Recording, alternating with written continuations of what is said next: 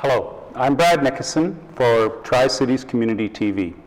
We're here in the lovely Lee Square, where in downtown Port Coquitlam, where today we are speaking with Ian Soutar, the BC Green Party candidate in the next BC provincial election.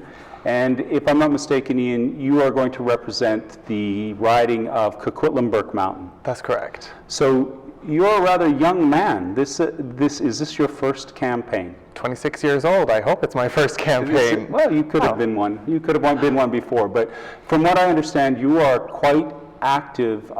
You're a bit of an activist. You're quite involved in the community. Can you tell us a little bit about yourself and the things that you're involved with? Well, sure. I got involved in activism at the end of the Harper era, which I think we all still sort of remember, which sort of snowballed into running with the Green Party because that seemed to be the best thing to do, and at the time at least, and then that continued snowballing on to now I'm working with several different activist groups across both our community here, the country, and the planet. Well, can you tell us a little bit about those groups? What groups are you involved? Well, sure. I'm the vice president of the Tri-Cities Rotaract Club, which is the youth division of Rotary International. I am involved with a group called Empowerment, which is a support and community group for young, gay, bi men in the Tri-Cities and neighboring areas. We promote community and sexual health. Okay. And I'm involved with Fair Vote BC, Fair Vote Canada. I am also involved with the Young Greens of Canada, so I sit as co-chair for the council, which also lends me the chair of youth representative on the Green Party Federal Council. So, and you're 26 and you're involved in all of that? Yes, those are the ones I can remember right now. Wow, well, just the ones you remember. That's fantastic. Yeah. That's awesome, and it's wonderful to see young people getting involved, and that's why I was quite happy to speak to you today. So you're running in the BC provincial election, and that is coming up in May. May 9th. May 9th.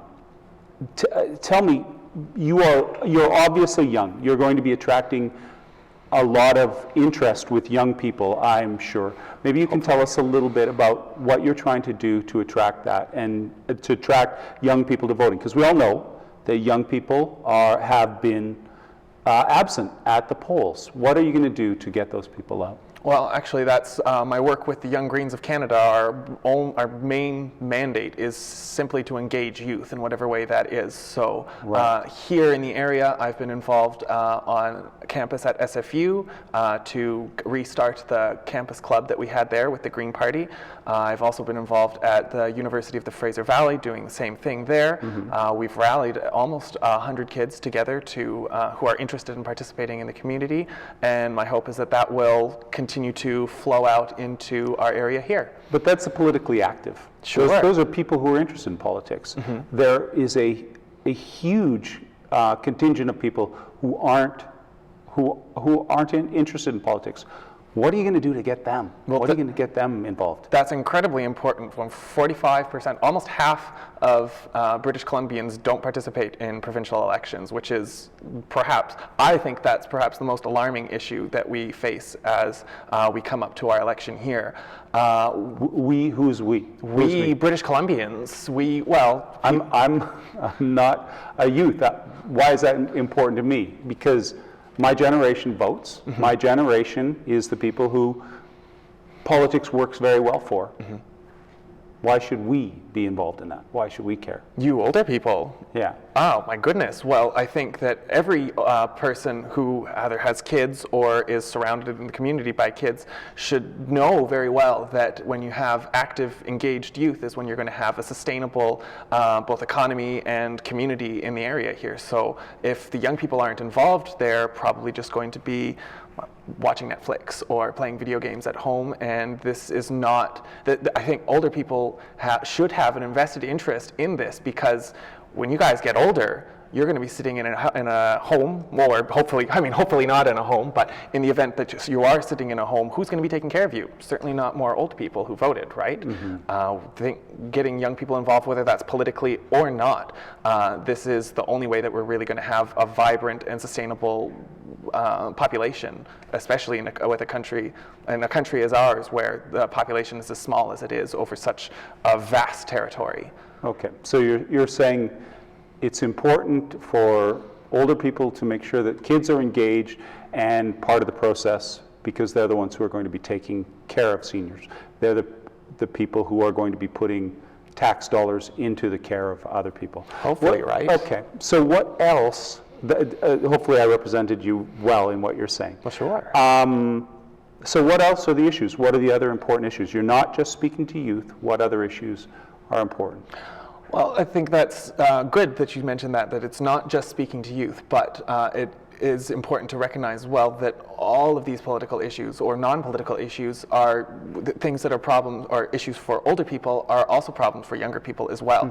So we've got things like affordable housing right now. We've got older generations who are not able to make their payments anymore for their houses as their property values go up, which is a similar issue for the younger people who simply can't afford to buy a house.